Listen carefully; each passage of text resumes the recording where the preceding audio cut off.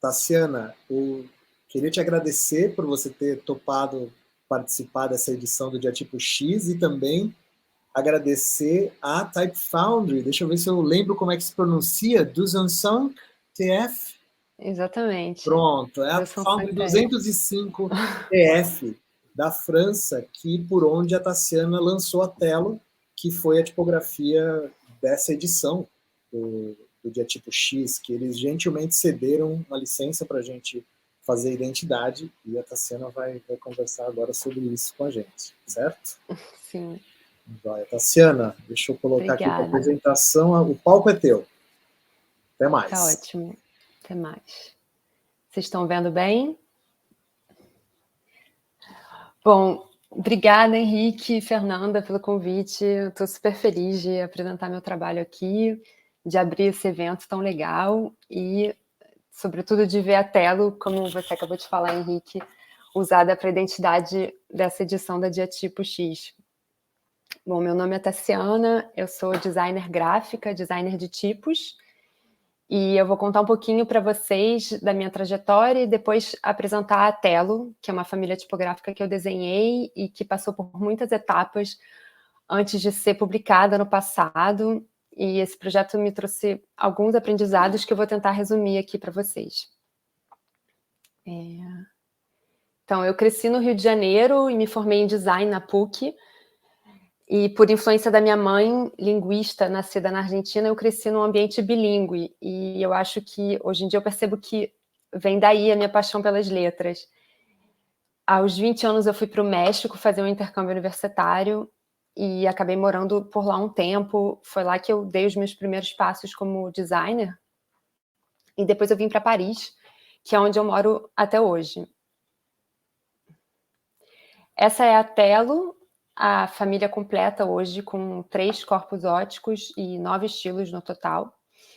E eu comecei o desenho da Telo em 2014, quando eu aprendi a desenhar tipos numa pós em Type Design em Amiens, no norte da França. Mas a ideia desse projeto ela vem de antes. Antes de ingressar nessa pós-graduação, eu trabalhei para uma startup na área de publicação digital, onde eu fazia o design de interfaces de livros e quadrinhos digitais. E eu percebi na época a dificuldade de tentar traduzir essas experiências de leitura que a gente tem no papel para os suportes digitais. E eu tinha a impressão que a leitura digital ela podia ser muito melhor. E foi isso que me moveu a fazer uma especialização em tipografia. Então, na conclusão do famoso livro Counterpunch, que inclusive foi traduzido para o português pela Estereográfica, o Fred Myers fala sobre o potencial inexplorado da tipografia digital. Ele diz que, quando pensamos em tipografia de texto que se originou no papel, não fazemos muito mais do que comparar telas com pedaços de papel. E aí o resultado é bastante frustrante. É claro que, depois de tantos séculos de tipografia, eu acho que é natural a gente traçar um paralelo entre o papel e a tela.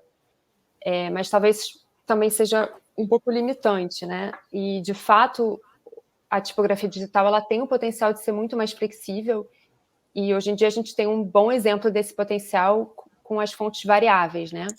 Mas vamos voltar lá para 2013. E, nessa época, observando os layouts responsivos na web, que levam em consideração a largura da janela do navegador, o tamanho e orientação dos dispositivos, eu achei que seria interessante explorar esse potencial de flexibilidade da tipografia na tela para os diferentes contextos de leitura, né? De zoom, de manipulação do texto digital. Então, uma tipografia para a web, o que isso significa? Como alguns de vocês devem saber, essa diversidade tipográfica que a gente vê hoje na web, ela é relativamente recente. Até a implementação efetiva da regra at-font-face, que aconteceu em meados dos anos 2000, as únicas fontes disponíveis eram as fontes fornecidas com os sistemas operacionais do computador. Então, isso era a web em 1992. E certamente alguns de vocês aqui devem ter visto essa web vintage. E ainda bem que hoje em dia, como designers e como usuários também, a gente tem acesso a uma incrível diversidade tipográfica na web, mas com esse privilégio também temos a responsabilidade de usar as tipos de forma consciente para garantir que os conteúdos sejam acessíveis e user-friendly. E foi aí que eu me deparei com a complexidade de desenhar uma tipo para tela. O designer Tim Brown explica de forma bem resumida que a visualização de uma tipo num site ela é resultado de uma série de camadas tecnológicas, né? Ela vai depender dos sistemas operacionais, dos navegadores, das preferências de renderização, o tipo de outline escolhido para o desenho da tipo, né? PostScript ou TrueType, e o hinting, que eu vou explicar um pouquinho daqui a pouco. Todos esses elementos eles têm um papel importante na conversão das formas vetoriais em pixels. E eu adoro uma frase do Peter Bilak, da Tipotech, que ele diz que a alma das tipos é vetorial. E, na verdade, o que eu percebi é que a maioria dessas camadas tecnológicas elas entram em jogo no final da cadeia, né? Ou seja, bem depois de concluído o desenho da tipo em si. O hinting, por exemplo, ele é uma série de instruções que vão refinar a maneira como os contornos das fontes vão aparecer no grid de pixels de um monitor. Mas então, será que não valeria a pena encarar essas restrições técnicas logo no início do processo de trabalho e tentar antecipar como as formas vão se comportar e integrar essas limitações no desenho, né? E nesse ponto, para mim, ficou claro que eu não podia ignorar assim, todas essas questões técnicas envolvidas, mas que eu precisava resolvê-las de um ponto de vista do design. Então, aí que entra o primeiro grande aprendizado que eu queria passar para vocês, que é, entendo o que já foi feito, e nesse momento da minha pesquisa, eu descobri a existência dos corpos ópticos, né, ou tamanhos ópticos, em inglês é optical sizes. Então, na época das tipos de metal, era comum que o desenho das letras se ajustasse de forma mais ou menos sutil, de acordo com o corpo. E essas compensações óticas, elas eram feitas para otimizar a leitura. Então, tem um exemplo aqui, onde a gente pode observar uma diferença clara entre no corpo 6 e 10 das espessuras das serifas e também na forma como essas conexões são feitas. Tem um outro exemplo, que é uma tipografia para títulos, a Muriel, onde dá para ver também nessa sobreposição dos dois tamanhos extremos, como o corpo menor é mais largo. E eu também percebi que tinha uma redução no contraste entre as partes finas e grossas da tipo. E eu achei maravilhoso descobrir esses detalhes invisíveis que fazem com que a nossa leitura fique mais confortável. E, inclusive, eu já tinha me deparado com essa questão como designer gráfica quando eu tentava desenhar ícones e via que na escala, assim, colocando eles bem pequenos, se eu só tentasse redimensionar, não era o suficiente para ter resultados muito legíveis. Então, nesse momento eu pensei, bom, acho que o uso dos corpos ópticos aplicados à tipografia para tela pode ser uma abordagem boa para criar um sistema tipográfico que possa se adaptar a diferentes contextos de leitura. Então, essa foi minha hipótese de trabalho. E para os primeiros desenhos, eu decidi fazer esboços à mão, num grid simulando pixels. E esse exercício ele foi bem importante para entender como os vetores são interpretados em pixels na tela, né? E foi aí que eu descobri a existência da renderização de subpixels. Eu entendi que eu podia usar de forma independente cada uma dessas 3 bandas verticais, RGB, que formam um pixel, para triplicar a resolução horizontal na tela. Então, na prática, esses subpixels eles fazem com que a trama, o grid, fique mais detalhado, né? Me dando mais flexibilidade para desenhar curvas lentas no eixo vertical Mas, por outro lado, eu percebi que era muito mais complexo desenhar linhas diagonais ou fazer conexões entre as linhas verticais e horizontais.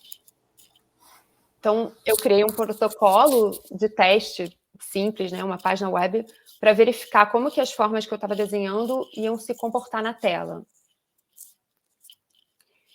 E os primeiros testes me ajudaram a determinar um ritmo, uma cor confortável e também a explorar diferentes desenhos, né, vendo os limites assim, do que funcionava, o que não funcionava na tela. Mas apesar de inúmeros testes, eu também não estava ainda muito convencida do resultado. E esse processo também, ele foi paralelo ao meu aprendizado de desenho de tipos, né? Então, tipo, eu sabia que eu tinha que ser paciente e perseverante. E aí que vem o segundo aprendizado. Conheça suas ferramentas. Eu estava usando o RoboFont, que, como a maioria dos softwares de desenho de tipos, tem uma janela para cada glifo. E era difícil para mim, como iniciante, perceber nesse nível de zoom como as letras iam aparecer pequenas na tela depois. Fora que a unidade que eu tinha de referência no RoboFont era UPM. E ainda não estava muito claro para mim o que isso significava em pixels. Então, mais uma vez, essa tradução entre vetor e pixel, né? Eu fui pesquisar um pouco mais para entender essa correspondência. E resumindo o que eu descobri, que pode parecer um pouco técnico, mas não é nada mirabolante, no RoboFont, o espaço de trabalho padrão, ele mede 1000 por 1000 UPMs, né? Unidades por EM. E a gente está se referindo aqui ao equivalente digital de um EM, que é uma medida tipográfica herdada das tipos de metal. Na tela do computador, o corpo da fonte ele é medido em pixels. Então, dividindo um pelo outro, eu consegui determinar quantas unidades são equivalentes a um pixel no meu espaço de trabalho. E essa continha, ela foi chave, uma descoberta chave realmente para o meu projeto. Porque a partir daí eu decidi que, para ter um pouco mais de controle no resultado, eu ia construir um sistema a partir de 3 tamanhos óticos, 3 tamanhos específicos, né? Então, 8 pixels para micro, 16 para o corpo de texto e 32 para o corpo de título, para display. E esses 3 tamanhos foram um ponto de partida para a construção de um grid, que mais ou menos dividido, né, dependendo do tamanho do corpo, aplicando aquela continha que eu mostrei para vocês. Então, como vocês podem ver, é muito mais fácil trabalhar o desenho do corpo grande, onde a malha é mais fina, né, e tem muito mais pixels para se expressar. E claro que eu sabia que depois do desenho eu não ia ter mais controle sobre o tamanho em que a tipo seria usada, né? Mas isso já me dava uma base para desenhar cada tamanho, e também não queria dizer que eu ia seguir à risca esse grid, porque senão o resultado seria uma pixel font, mas eu estava encarando isso mais como uma espécie de orientação, assim, uma base no meio de tantas incertezas. E quando eu decidi desenhar esses 3 tamanhos óticos, eu planejei começar a trabalhar no corpo de texto como uma espécie de pilar central, né, para depois desenhar as outras variantes. Mas algumas descobertas me levaram a repensar essa abordagem, incluindo um artigo do Harry Carter, pai do famoso Matthew Carter, que eu tive a sorte de ver ao vivo.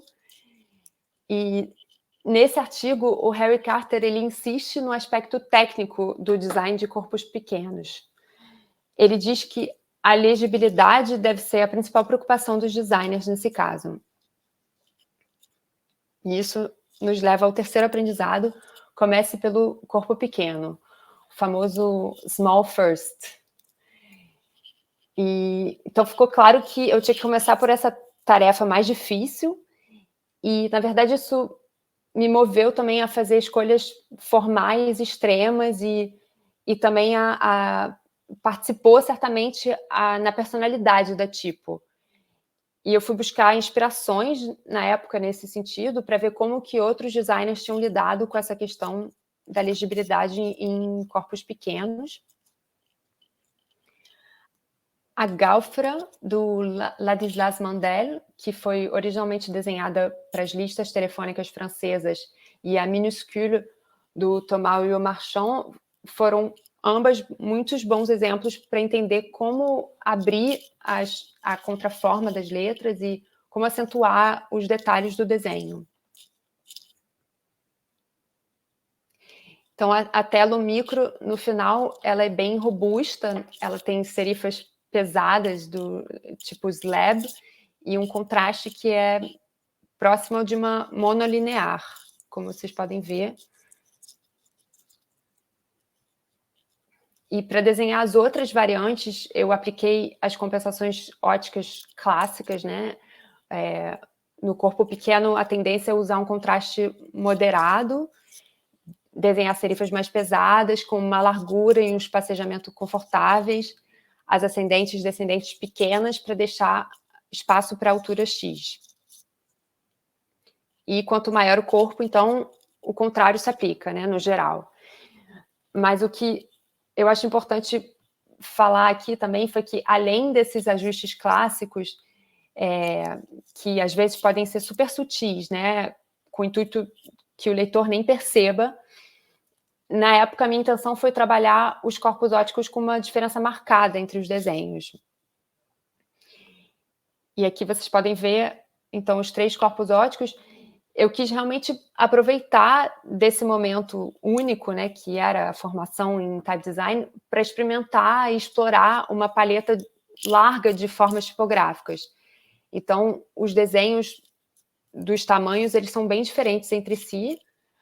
A texto, que está no meio, sobre o fundo branco, ela tem conexões bem pontudas, e a display tem umas terminações mais finas e afiadas, comparando com a micro, que eu mostrei antes.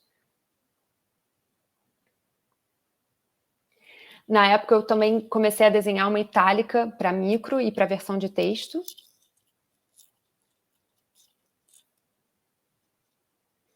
E onde eu fiz de tudo para integrar linhas retas no desenho, né? Já que, como eu tinha dito no começo, as diagonais são linhas complexas para o rendering na tela, né? Então, uma itálica para a tela é quase uma contradição. E eu também desenhei uma bold para o tamanho de texto, tentando manter as mesmas proporções do grid, né? Duplicar essas proporções. E quando eu terminei a pós, em 2015, eu sabia que eu queria continuar o desenvolvimento da família, mas eu não tinha ideia do tempo que isso ia levar. Então, esse foi um grande aprendizado, né? Respeite o seu tempo. Na verdade, depois que eu apresentei, né, no final da pós-graduação, em 2015, a tela foi super bem recebida, eu apresentei o projeto em palestras, em exposições, isso me motivou bastante. Mas logo depois eu comecei também a trabalhar numa agência de design e fui continuando aos poucos, no meu tempo livre, e aí que vocês podem ver que a curva de produtividade caiu bastante. Mas também foi aí que rolou o convite da Foundry 205TF, e a gente começou a conversar sobre como estender a família, a extensão do Glyphsets também, e, na verdade, por sorte, quando eu estava nessa reta final, no começo de 2020, rolou o primeiro lockdown, que eu tenho que confessar que esse momento crítico para o mundo, na verdade, foi uma bênção para mim em termos de concentração e de produtividade. Então, a tela foi publicada em agosto do ano passado, ela está disponível no site da 205TF, e eu chamei a fonte Telo em homenagem a um cactus mexicano, que chama Telocactus, porque eu achei interessante traçar um paralelo entre a aspereza dos pixels e das telas e as áreas áridas onde os cactos crescem. Então, essa família hoje, o desenho, em geral, amadureceu muito, e além de vários glifos que foram adicionados, a família também ganhou uma light e uma bold para display, que vocês podem ver aqui. Essa é a Telo versão texto.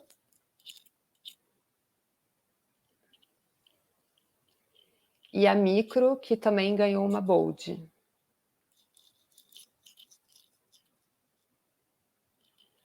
E aqui alguns exemplos da Telo sendo usada. Isso foi uma identidade visual e uma plataforma com recursos para deficientes na França. Uma publicação sobre urbanismo.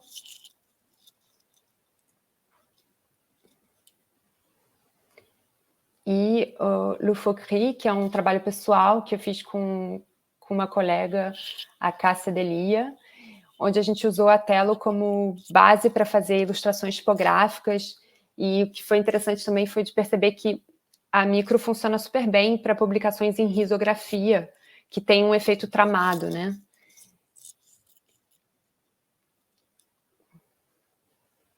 E o último aprendizado, a tecnologia muda, mas os princípios não. Obviamente que em 6 anos, né, muitas águas rolaram e o projeto se transformou, a paisagem da tipografia digital evoluiu muito, e na época em que eu comecei o projeto, foi o momento em que a gente começou a ver as primeiras tentativas de variable fonts, que hoje em dia são uma realidade. E hoje, algumas das considerações técnicas da minha pesquisa, elas não são mais tão pertinentes, né? As resoluções das telas não param de aumentar, e com o tempo o desenho também foi amadurecendo. Eu escolhi fazer algumas adaptações para que a tipo funcionasse bem em impressos também, porque isso me pareceu importante para a comercialização da fonte. E eu cheguei a pensar em fazer uma variable font, mas como os desenhos dos corpos ópticos eram bem diferentes entre eles e que os arquivos não tinham sido construídos pensando na interpolação inicialmente, eu acabei optando por uma forma mais artesanal, sem interpolação. No final das contas, eu curto bastante essas diferenças artesanais na tipo hoje em dia. E o que me marcou muito foi a ideia de fazer uma tipo para responder a um contexto, né, uma necessidade. E hoje, um dos meus interesses assim, fortes tem sido desenhar fontes custom e letterings para identidades visuais dentro de um contexto específico, né, como parte de um conceito. E então, é isso. Eu acho que, por mais que as tecnologias mudem, os aprendizados e o processo a gente nunca perde e leva para os próximos projetos. Então, é isso. Obrigada. Maravilha! Tassiana, que lindo projeto. Obrigada. Uau! Fechou. Olha, temos perguntas. Se tiver alguma pergunta... Fernanda, diga. Fernanda está muda. Não sei se teve coisas muito técnicas, eu não... Nada, você foi super introdutória. Nada, estou dizendo que foi um tour de force. Nossa. Não, o Eldes havia perguntado, que eu acho que depois você foi explicando, mas fez parte da sua pós-graduação. Fala onde de novo? Então, a pós-graduação foi em Amiens, a escola é ESAD, École Supérieure d'Art et Design. É uma pós-graduação, assim, das formações de type design. Aqui na França tem algumas, mas é uma das mais conhecidas, assim, tem algumas, nem tantas assim, né, mas tem a da NRT e essa de Amiens, que é super legal. Foi um momento maravilhoso para mim, com professores maravilhosos, como Alice Savoy e o Jean-Baptiste Levé, enfim, pessoas incríveis. E quanto tempo foi esse processo de...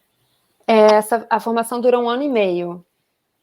Eles fazem com que as turmas se sobreponham, né? Então, 1 ano e meio em que meio ano vai ser com a turma anterior, tem meio ano aí onde só tem uma turma, e depois o meio ano seguinte com a turma, com a promoção do ano seguinte, né? Que legal, bem interessante isso.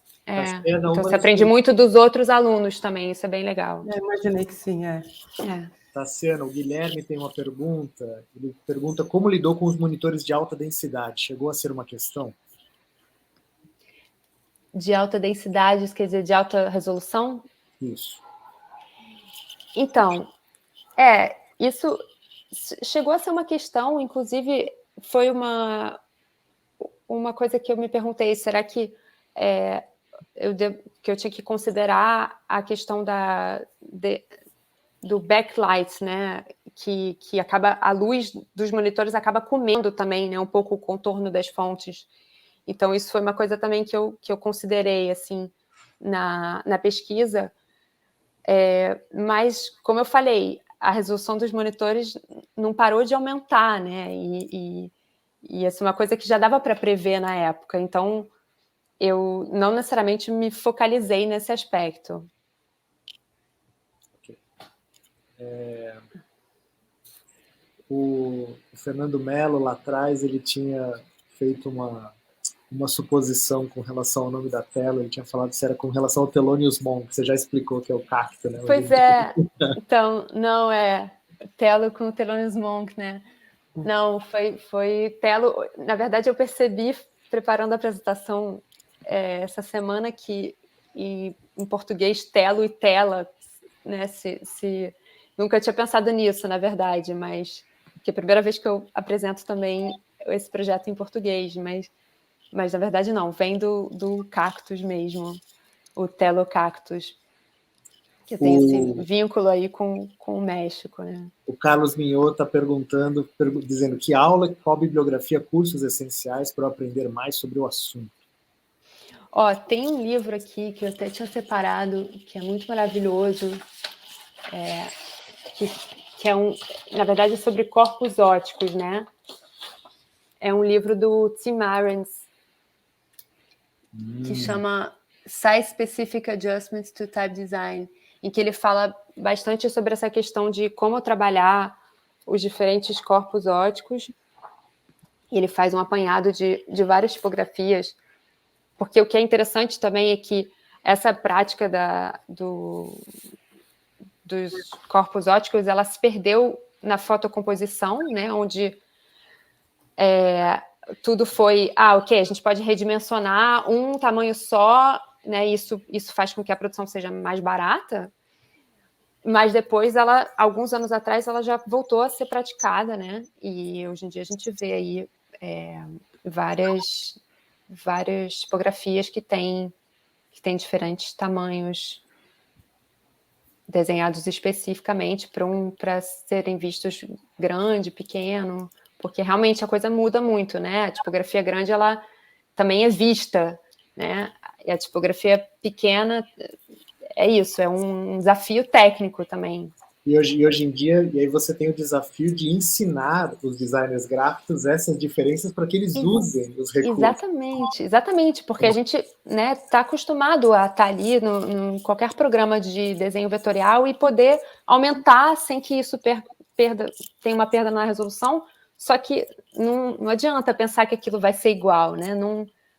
Tem muitas coisas que não funcionam, só de redimensionar uma forma, ela não vai ser vista igual. Tem que ser mais simples, tem que ser mais robusto mesmo quando é pequeno.